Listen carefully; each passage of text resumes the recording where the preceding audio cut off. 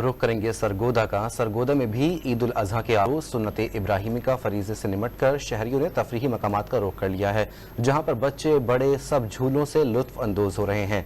मजीद जानते हैं पार्क में मौजूद डॉन न्यूज़ के नुमाइंदे सैफ खान से। सैफ, बताइए, पार्कों में शहरियों के मौज मेले जारी हैं, क्या अहवाल है?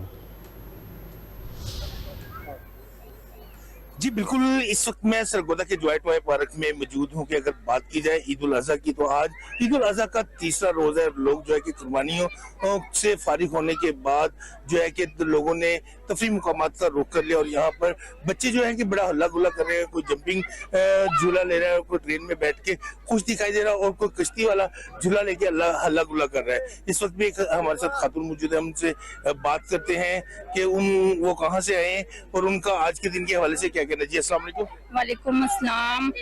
हम इंजॉय करने के लिए इधर आए हैं कॉम्पनी बाग में। पहले दिन ईद वाले दिन कुर्बानी में हम मसरूफ थे और दूसरे दिन तो बहुत ज्यादा शदीद गर्मी थी। गर्मी की वजह से हम घर से बाहर नहीं निकल सके और आज ईद का तीसरा दिन है।